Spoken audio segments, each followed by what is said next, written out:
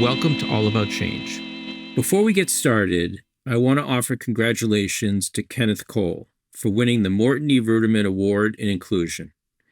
Each year, the Foundation presents the Morton E. Ruderman Award in Inclusion to an individual who has made an extraordinary contribution to the inclusion of people with disabilities. The award was named after my father, Mort Ruderman, the founder of the Ruderman Family Foundation.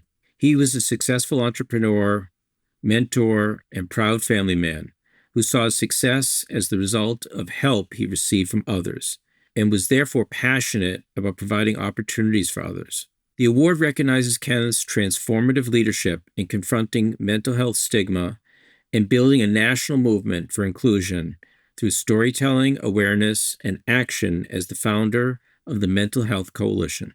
Mazel tov, Kenneth Cole, for receiving the Morton E. Ruderman Award in Inclusion. There's a notion that observant Jews don't have a chance to be professional athletes.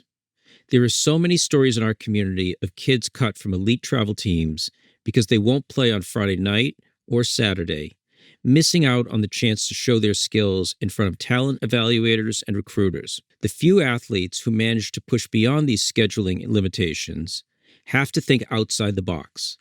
One basketball player would stay in hotels near his Shabbat games and walk to the stadium by himself while his teammates took the bus from the team hotel. A.J. Edelman is one of these trailblazing athletes. Without any support offered by the classic Winter Olympic pipeline, he taught himself the dangerous art of skeleton from watching YouTube videos and went on to compete for Israel in the 2018 Winter Olympics in Pyeongchang, South Korea. Since then, he's built out the Israeli bobsledding program, recruiting athletes and sponsors, and pushing his team to reach the 2026 Winter Olympics in Milan. AJ's success as Israel's first bobsled Olympian has given him a platform to campaign against bullying as an advocate for LGBTQ representation in sport, for Israel and for Jews to get involved in high-level athletics without having to face as many roadblocks as he did. AJ, welcome to All About Change. It's a pleasure to be here. Thank you for having me.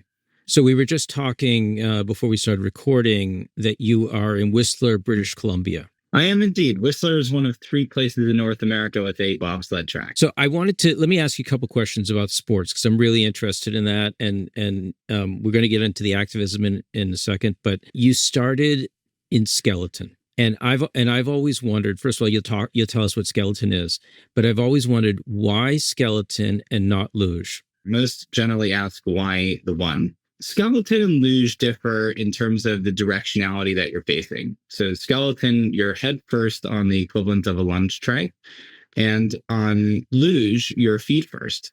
The luge event, many people start when they're real young. They start 8 years old, 9 years old. There's a lot of development that's based around after-school programs in winter sport locations like Park City, Utah, Lake Placid, New York, Whistler here, of course. Luge has its game really well put together for the development of youth sliding.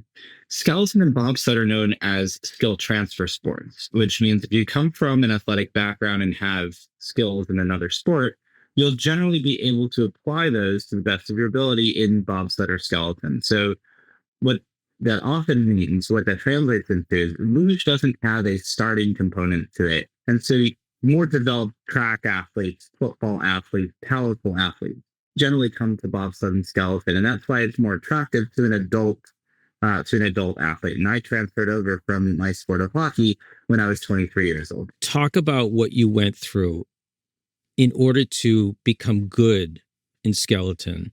How did you push yourself through some pretty difficult injuries? So I did skeleton for the audience members who don't know me. From 2014 to 2018, I did skeleton. I retired from sport for a couple of years to develop the next generation of Israeli sliding athletes. I went to business school, and then I started the current iteration of the bobsled team in 2020. When I came into the sport of skeleton, I was essentially trying to see if the next phase of my life was going to be dedicated to sport or was going to jump into my career. And what motivated the question was a desire to see Jewish sport change for the better. Jewish sport doesn't really have an infrastructure in the same way that many other communities might. And for some reason, I mean, a lot of people peg that on the Sabbath issue, but if you actually take a look at the majority of Jews don't keep Sabbath to to that sort of degree. And so that when the Israeli hockey team asked me to play for them in 2014 onward, I took a broader view of the Israeli and Jewish sport landscape and thought, what would be the value add that I would contribute by playing for Israel hockey as opposed to doing the rest of my career? And I realized that there were very few individuals who were even facing this choice from our community, and there had to be a reason for that. And the reason that I pegged was it was just a vicious cycle of people who didn't see Jewish sports role models, so they didn't pursue sport. And because they didn't pursue sport, it further depressed things. And I always draw the comparison of if a kid goes to their parents in the Jewish community and says, I would really like to become a proficient pianist or a violinist or a cello. One of those sorts of endeavors. A parent might immediately jump at the opportunity to spend oodles of money and resources and time and effort to get them to even a moderate level of proficiency because they find value in that. Yeah. In sport, the response might be, I think more often than not, what do you see a future in this? What do you see like you're going to make this a job? It's going to be a parnasa, like an income. That had to change. And in order to change things, you got to be the change. So I was looking for a sport in which to be the change, to affect some change, to be able to go out into the world and say, I accomplished something in this area. I know what it means, what value it can bring to the community. If you go do skeleton, at least if you do it on your own and you fail on your own. And when I went to try skeleton, I got the worst scouting report in the history of the training camp that they had put on in Lake Placid. And the scouting report was they relayed it back to Israel and they relayed it to me on my 23rd birthday and in 2014. And they said, you're not what we would call athletic. You will never achieve any degree of success in the sport. You might get down the track, but that'll be the most of it. And you'll certainly never make the Olympics.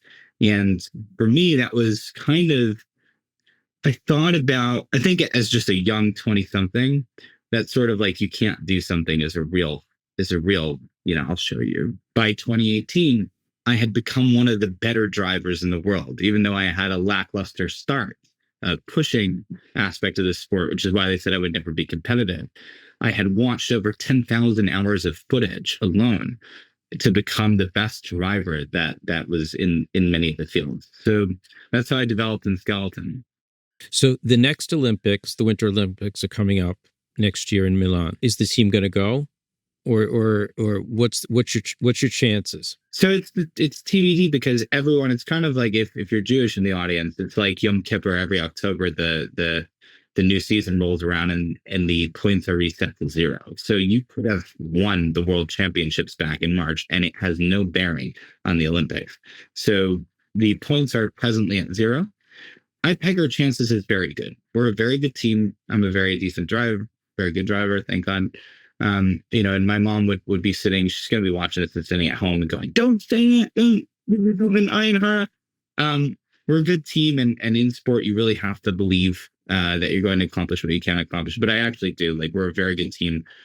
We should have been there in 2022. We were 6 spots ahead in the final 2 weeks in the quota, but COVID, there was a variant of the COVID virus called Omicron, and wiped out 6 people from the World Cup competition on that other circuit. Three other pilots tore their hamstrings and pulled out, and allowed the sled from the Netherlands to jump us in the final day. So I believe we'll be there in February. Well, I wish you the best of luck. And my producer's probably a little bit upset that I talked so long about sports, but I want to get into your activism. Sure. So you once wrote that ambassadorship is the responsibility and role of a national athlete as much as competing.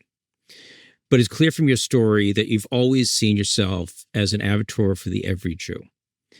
Your recent work lifting up Jewish athletes, advocating for and representing Israel, seems to be part of a larger project. Did this attitude come from family, from school, or did you develop that, goal on your own? I think the sense of responsibility towards your community is one that at least I received from a very loving home that had a certain set of values. My parents were always ones to give back this silently. They instilled in us a great set of responsibility or sense of responsibility towards our community and towards our family and friends. And that carried over into the broader, as we find our places in the world, as we find our places in the Jewish community, we all seek out, or at least I do. What was my role and my place in the Jewish community? How can I contribute there? Eventually, I came to see myself more even as an Israeli than as Jew, because I chose Israel in a sense, whereas I was born into Judaism. Israel chose me, I feel like, as well. Israel has contributed a lot to my life. The sense of responsibility of a national athlete, I think, came from, in particular, the national athlete, came from the years of it was really, truly blood, sweat, and tears of what was taking place in no man's land parts of Europe as I was slaving away at this project of carrying Israel sliding to the Olympic Games. I woke up every day with a sense of purpose that this was my responsibility, that Israel had given me the responsibility of a slide, and therefore I needed to give back in not equal, but better than equal part. That was my responsibility towards it. Because the only relevance a national athlete has is the flag that they wear. Otherwise, and especially in a sport like bobsled or skeleton, you're just a guy going down a hill, right? And that's for most people a crazy thing to do. The only relevance it has, the only thing that gives it value, is the flag that you wear, is Israel's blessing to allow me to represent it. It removes the individual. It removes your individual sense of self. It has to. I did hear you speak about how you connect with younger people and how they see you and the impact that has. So can you tell one of those stories and tell us like how that motivates you? I think the most impactful interaction I ever had with a young person that solidified what it meant or solidified the importance of, at least it was a validation of what I preach, so to speak, was after the 2018 games. I went to there's like a National Jewish Sports Hall of Fame in Comic, New York. It's in a JCC over there. And I went to donate some of my equipment from the Olympics to the Jewish Sport Hall of Fame. And in the JCC, they were having a theater, a theater after school program for kids. And the person who was taking me around, who was the head of the complex, named Avi, he said, "Why don't you tell the kids in 5 minutes or less your story?" And I did. And this kid came up after. He came running up to us as we were leaving the complex, and he said, "I tell my friends in school always that I'm going to work on Broadway, and they're always laughing at me and saying that I'll never work on Broadway. But I'm going to tell them that I met this guy who they said never make the Olympics, and he made the Olympics, and he just tried really hard, and I'm going to go in and tell him tomorrow in school." And it was the most, it was warming. It still always makes me incredibly emotional to recall it. Kids have very vivid and vibrant imaginations, and they're able to put themselves in scenarios for which they can kind of just co-opt it into their own sense of self and their own lives. And sports is one of those very powerful images that even if they're not pursuing sport, they know enough about sport to be able to put themselves or to apply it to their own situation. And so I think that the biggest value that my journey has ever had is in impacting younger people. To say, I did this with really, the biggest support was always my parents. They've always loved and supported, and we speak every day.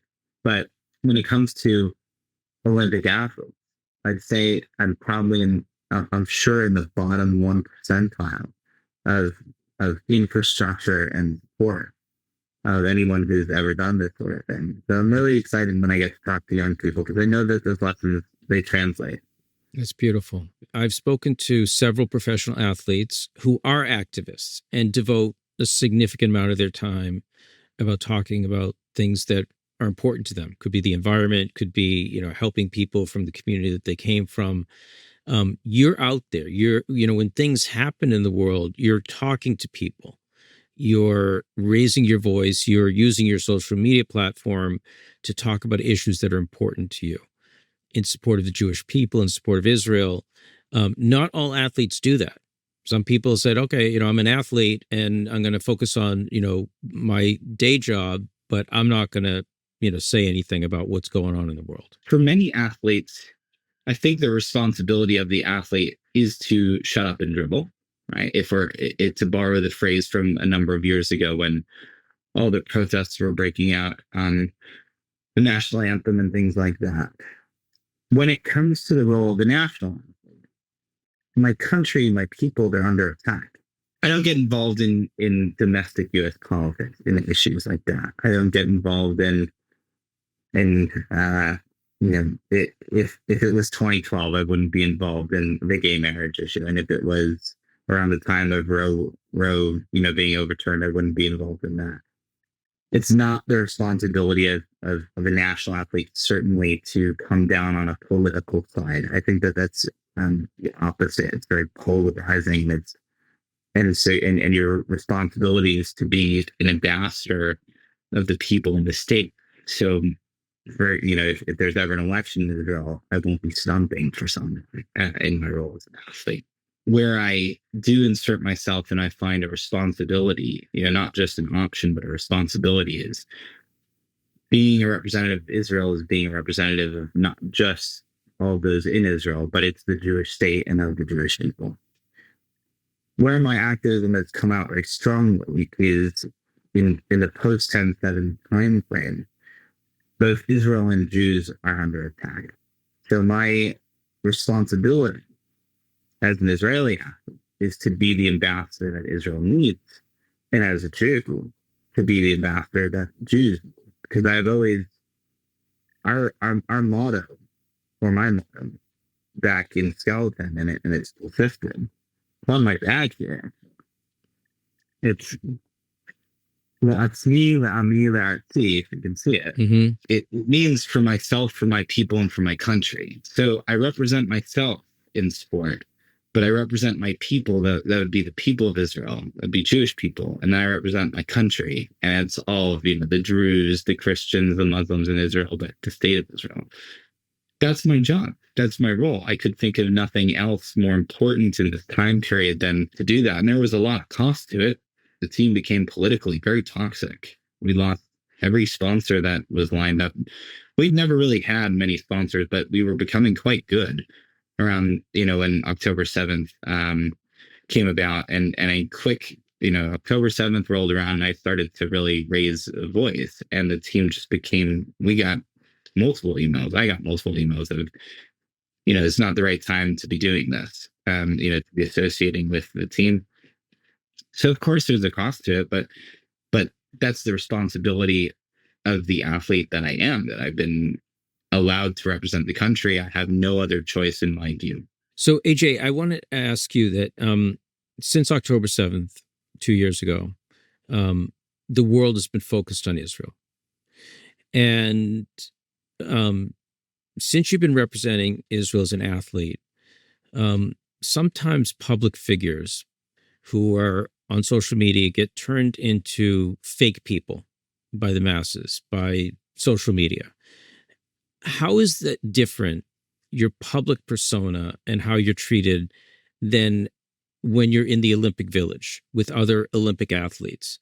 What's it been like for you interacting with other Olympians? It's a great question, because I found myself wearing this shirt in the start house yesterday, Zionist AF. It was the kind of thing that I just came right after 10/7. I just started splashing it on a bunch of our stuff, because I really think that we need to explain exactly what Zionism is, because it's really not well understood by people, and, crazy. And so the interactions with other athletes, I really try to leave the Israel stuff out of it, because Jewish people have I think it's the Israeli condition, but certainly the Jewish condition as well. We do believe that because we are right, other people know we are right. And because we have that on our side, that other people should just get it. But the reality is, and we oftentimes forget, it's like many other social issues that just don't impact us. We don't care, right? And they don't care. They don't have the time in the day to care, nor should they. I really don't think that a normal person should be caring about Jewish issues. It's Jews who care about Jewish issues in the same way that while I empathize and sympathize with any single issue from any other minority community, I don't sit around my dinner table wondering what's affecting their community today. What I have taken is just being the most normal, decent, good human. And we've always had a thing on the team where you don't, every single person who comes into the sled, who sits in my sled, we have a conversation. And the conversation generally goes something like, you're now a representative of the state of Israel. And if you sully that, you're off the team no matter how good you are. And so I expect a certain level of not only professionalism, but even if people try to screw us, even if people try to deal with us in bad faith, which is very common in bobsled, we don't play into stereotypes. We deal with people honestly. We help them out every single time we can. Because I have been personally in situations where I have had a very negative interaction with an athlete from a country. And I have never met anyone else from that particular country. But when I see that country on the news or that flag, I do have a negative perception of the country. And I can't help it. But and I'm thinking of one athlete in particular that he's the only person I've ever met from that country, but he's been horribly anti-Semitic. He has been he's just said terrible things about Jews. He's just been a terrible person and human being. And so when I see things about that country, I don't think, oh, that must be a great country. I don't think it must be a terrible country, but it's not like I go, oh, that must be a great country. At best, I'm ambivalent. I do know that there are countries that the athletes are wonderful towards us. And so when I see the flag, I'm like, I love that country. That country must be great. Mm-hmm. So that's my experience in the Start House. That's my experience in being with other athletes. Is you just have to be a real good mensch. And that's all you can be. And you don't force Israel issues. We never talk politics. We never talk the war unless they ask. And if they ask, you just be honest, right, about the issues. But we never go in and go, did you see what happened? Or, whatever. So when you went out to talk to people, you went to Washington Square Park and you were hosting these Change My Mind and talking about Israel. What was one of your takeaways from that event, or one of the conversations that really struck with you? And when you put your uniform on, because I know that sometimes you did these conversations with your uniform, how did that change the conversation? The uniform was important for me in two respects. It was important that people see that I was trying to embody Israel. It would just immediately associate it with Israel, or not just with Jews. So I think that it became very important that Israel be the centerpiece. So, when, at least as well, when people were arguing, the focus of the argument was as much as they could on Israel itself, because Israel has become a real proxy for Jew hate. That was one. The second was, it was for me. And this was my role as an Israeli athlete. I had been very conscious to stay away from being very vocal on sensitive issues, because I think that that's still the role of an athlete or of a national athlete, to steer clear of issues that can polarize internally. Your role is not to create division, it's to create positivity. Politics themselves are inherently divisive. So the subject of Israel, as it relates to debating in the world, is not a political issue. That's our identity issue. I don't think that the uniform changed too much in terms of the overall. I think people felt far more comfortable being vocal against someone who is visibly Israeli versus visibly Jewish. Mm-hmm. Shouting at someone who's visibly Jewish might make you a little self-conscious that you'll be tagged an anti-Semite off the bat. Yeah. Of course, you probably are an anti-Semite, but visibly, if you're screaming at an Israeli flag, it's more socially acceptable than screaming at a Jew. That was important. There have been campaigns to bar Israel from different competitions. And, the IOC and FIFA, barred Russian athletes from participating as Russians. What would you say to people if they said you have to compete as an individual neutral athlete in the Olympics? Great question. The issue of athlete expulsion from athletic competitions is one that I've been exposed to every year now, because Russia doped on a state-sponsored program in Sochi when I started in Olympic sport. And so the question is followed, how do you deal with that? And then following that, the war. There's always been questions in my time in sport of what you do with Russians for one reason or another. Of course, it's been co-opted now on the Israeli side. In the sports for which you receive money and they're the major sports, when just sporting leagues, not a single person of any nationality or ethnicity should be held out of those competitions. So that would be the NBA, the major leagues, the cricket, or whatever it is. Yeah. When it comes to state level actors, state level competitions, I support the banning of certain countries from state level competitions for certain various things, because sport, I believe in the embodiment that sport is a promotion of your country, not of yourself. Sport at a national level. So it's very difficult to separate out athletes who just want to go to the Olympics, but the Olympics are a gathering of countries. They are. At the end of the day, that's what the Olympics are about. For a country like Russia, the athletes are supported in their sporting endeavors almost always at that level through military service, through a connection to the state. So one of the reasons why we have such a problem on the bobsled team, and even recruiting people, recruiting athletes, is when the athletes come over, they have no income. You're just asking them to come and sacrifice a full-time job. Even if they were to commit 4 years to this, which none of them ever did, they can't have a full-time job for 4 years. They can have at most a part-time job for 5-6 months in the off season. And then what are they going to spend all that money in season on their food and their protein and, sleeping arrangements? It's incredibly challenging to put together a bobsled team because I have to pay for everything. There's no other way to get them here. And at most, they'll sign up for 1 season, max 2, because they can't, as a 23-year-old out of the military with no savings and haven't yet gone to college, or even if they just have gone to college, they got nothing in life. They can't say, I'm going to sign up for this for 5 years, 6 years. Israel doesn't function the same way that a country like Germany does, or a country like Russia does, where you essentially just get paid as a member of the military, but you go off and do sport. So all the German bobsled athletes, they just go write traffic tickets in the off season because they're members of the highway patrol or the the national police. In that sense, yes, those athletes only survive because of a state-sponsored infrastructure. And if you're going to punish the state, then you're going to end up punishing the athletes. They bought into the state program. If you were to set up a system in which athletes were to say, okay, you know what, I'm totally renouncing anything to do with Russia for now and forevermore. I'll take a limited amount of resources from the IOC, 10 grand a year, let's say, and I have to fund the rest myself, individual sponsorships. A, no one's going to do it. But B, if they did, I'd support it. They can do it.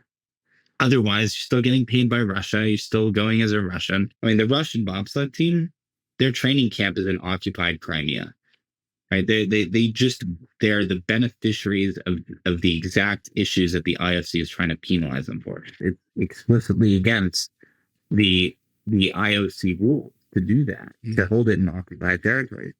So, but our sport wants a lot of money from Gazprom and other Russian sponsors. Yeah. So our sport is probably the only sport that has really gone to bat for the Russians, or at least the top level. So let me finally ask you, you narrowly missed the 2022 Winter Olympics. What is it going to mean to you to compete with the Israeli flag emblazoned on your sled in 2026? It's like a great question, how you look at things in hindsight and what different things mean to you as with the passage of time. In 2018, when I retired from Skeleton in 90+% of that retirement was due to an exceedingly anti-Semitic.